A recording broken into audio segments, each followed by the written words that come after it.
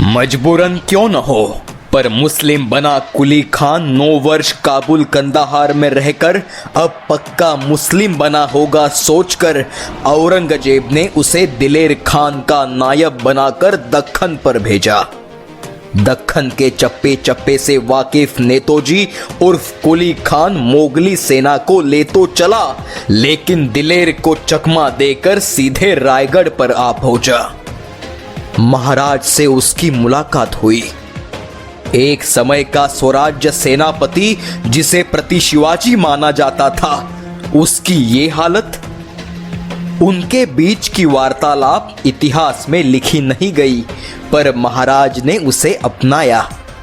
19 जून 1676 ईस्वी को नेतोजी ने प्रायश्चित पूर्वक विधि अनुरूप हिंदू धर्म में पुनरागमन किया। महाराज की उदारता से नेतोजी का पुनर्जन्म हुआ। शिवथर घाटी की पर्वतीय गुफा में रहने वाले समर्थ रामदास स्वामी अब थक चुके थे। उनकी सलामती हेतु महाराज ने उन्हें हमेशा के लिए परड़ी में रहने की विनती की। स्वामी ने महाराज की बात मानकर परड़ी रहना कबूल किया। अब परड़ीगढ़ का नाम बदलकर सज्जनगढ़ रखा गया। महाराज ने एक बार फिर से अपना रुख जंजीरा की तरफ मोड़ा। इस बार प्रधानमंत्री मोरोपंत को 10,000 की फौज देकर रायगढ़ से रवाना किया। मोरोपंत जंजीरा के किनारे पर फौज लेकर हमले की तैयारी करने लगे। इसी समय सिद्दी कासिम सूरत से जंजीरा की तरफ आरमार समेत आ रहा था। 1676 ईस्वी की अगस्त में मराठों की तोपें गरजने लगी। जंजीरा की मजबूत तटबंदी इससे टस से मस न हुई। फिर मोरोपंत ने साहसी निर्णय लिया। जंजीरा पर सीढ़ियां लगाकर किले में प्रवेश कर सिद्दी की फौज मार गिराने का वह निर्णय था। इस जिम्मेदारी को संभाला लाय पाटिल और उसके कोली भंडारी जवानों ने।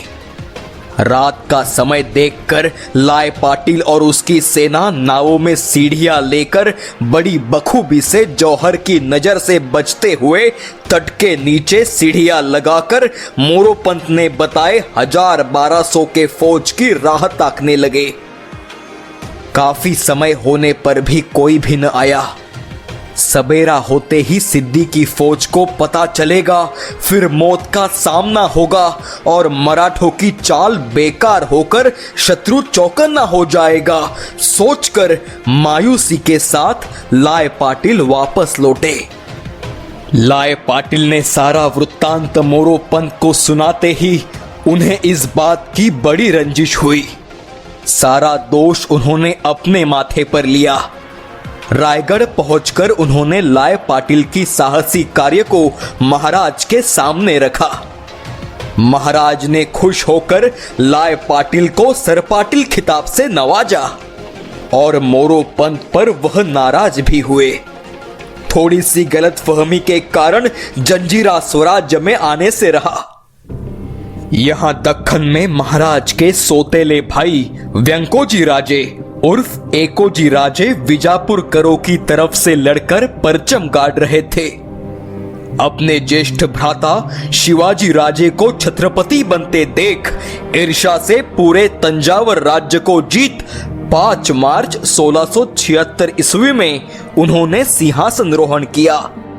महाराज को अपने भ्राता बादशाह की चाकरी करना छोड़े ऐसा हमेशा ही लगता था। एकोजी राजे तंजावर के महाराजा बने, लेकिन विजापुर का स्वामित्व उन्होंने ठुकराया नहीं। एकोजी राजे और उनके कारभारी रघुनाथ पंत हणमंते के बीच तंजावर सवारी में कुछ अनबन हुई। रघुनाथ पंत शिवाजी महाराज से मिलने स्वराज्य में आए और कर्नाटक सवारी का प्रस्ताव उनके सामने रखा। महाराज अपने स्वराज्य की सीमाओं को तुंगभद्रा से लेकर कावेरी तक कर्नाटक भूमि में विस्तारित करना चाहते थे। फिर रघुनाथ पंत की बात को मानते हुए उन्होंने हैदराबाद माने भानानगर के बादशाह अबुल हसन कुतुब शाह के हिंदू वजीर मादन्ना पंत पिंगड़ी के माध्यम से राजनीति शुरू की। महाराज भानानगर मिलने आएंगे, यह खबर सुनते ही कुतुब शाह डर गया।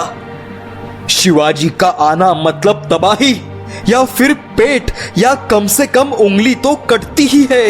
इस खौफ से वह डर गया। फिर महाराज से उसकी सुरक्षा का वचन पाते ही उसने खुद महाराज को सस्नेह आमंत्रण दिया। विजयादशमी 6 अक्टूबर 1676 ईस्वी को महाराज स्वराज्य का कारोबार मोरोपंत और अनाजी पंत के हाथों सौंपकर 25,000 की फौज लेकर अपने खास सरदारों के साथ भानानगर के लिए रवाना हुए। कुतुब शाह ने महाराज के अगवानी का पुख्ता इंतजाम किया। इस मुहिम में महाराज दक्षिण वासियों को एकजुट कर दिल्ली में बसे औरंगजेब को शह देना चाहते थे।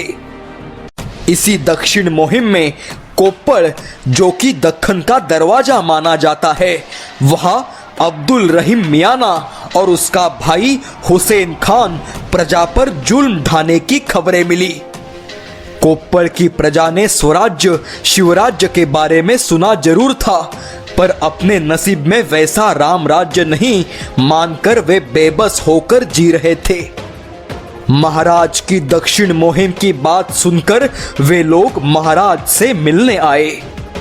उनका दुखड़ा सुनकर महाराज ने तुरंत सरसेनापति हंबीरराव मोहिते को फौज के साथ आक्रमण करने का आदेश दिया। इस बार हंबीरराव की फौज में नेगोजी जेधे और धनाजी जाधव, ये होनहार युवा शामिल थे। मियाना भाइयों को खबर मिलते ही हुसैन खान की हुक्म से पठानी सेना मराठों का कत्ल करने चल पड़ी। हुसैन खान खुद भी फौज में शामिल हुआ। हंबीरराव लिंग सागर नजदीक येलबुर्गा तक पहुंचे, तभी मराठों ने दूर से हवा में धूल उड़ाती पठानी फौज देखी। हुसैन मियाना कोई सामान्य सरदार नहीं, बल्कि प्रतिबहलोल खान ही था। उसकी भारी सेना के सामने मराठों की बात बनना मुश्किल था। मराठों ने आनन पानन में हंबीरराव के नेतृत्व में पठानों की भारी सेना पर वज्राघात किया। अपनी बड़ी सेना की ताकत को अनदेखी कर जान की बाजी लगाकर लड़ रहे मराठों को देख हुसैन मियां स्तंभित हुआ। जाबाज मराठों के सामने अपनी दाल गलते न देख माहुत को हाथी भीड़ से बाहर ले जाने का आदेश उसने दिया।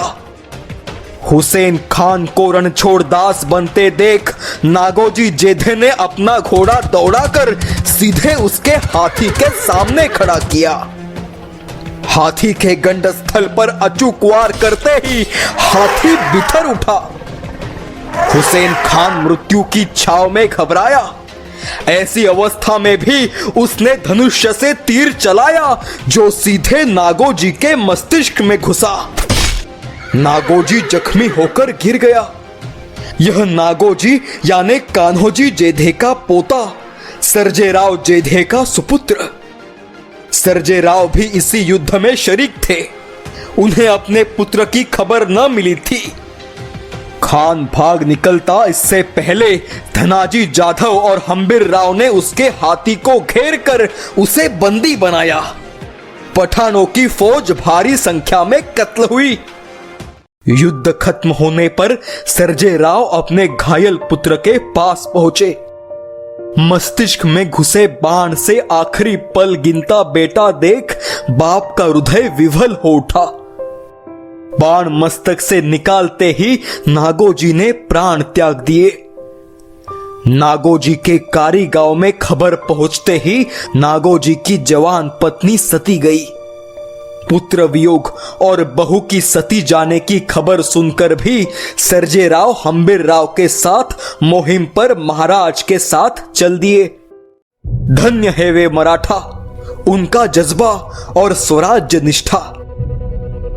महाराज जैसे ही भानानगर के पास पहुंचे तो शहर और शाही महलों में स्वागत की चहल पहल बढ़ी। कुतुब शाह ने वजीर मादन्ना पंत और अक्कन्ना पंत को महाराज की आगवानी करने भेजा। महाराष्ट्र और तेलंगाना की भेंट हुई। महाराज के वकील प्रहलाद निराजी इनकी मेहनत रंग लाई। समूचे शहर को सुशोभित किया गया था। मादन्ना पंत शुभ मुहूर्त पर महाराज को शहर में लाने वाले थे और वह मंगल क्षण आया।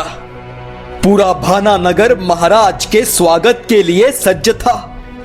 शहर में चारों ओर महाराज का जयघोष होने लगा। हैदराबाद तेलंगाना के इतिहास का सुवर्ण क्षण आकार ले रहा था। जयघोष के साथ महाराज मादन्नापन के साथ राजमहल में प्रविष्ट हुए। हजरत बादशाह अबुल हसन उर्फ कुतुब शाह ने प्रसन्न होकर महाराज को आलिंगन दिया। महल में महाराज को अपने साथ बिठाकर दिल खोलकर बातें करने लगा। बादशाह का जनाना पर्दे के पीछे से बड़ी बेसब्री से देख रहा था।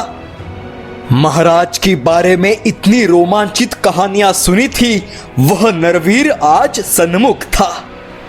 बादशाह ने कितने सारे कुतूहल भरे प्रश्न पूछे। महाराज ने खुले दिल से उनका जवाब दिया। यह सारी अनहोनी कहानियां सुन बादशाह और जनान खाना विस्मित होकर रह गया। बादशाह ने महाराज को हाथी घोड़े, रत्न जड़ित अलंकार, ऊंची वस्त्र देकर विदाई की।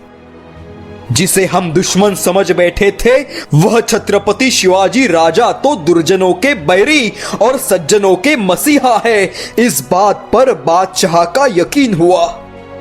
भाना नगर में महाराज ने कुल मिलाकर 1 महीना बिताया। इस काल में दक्षिण के प्रांत में बसे प्रांतों की पातशाही दक्षिण वासियों के पास ही रहे, इसे ध्यान में रखते हुए पातशाहों से करार किए।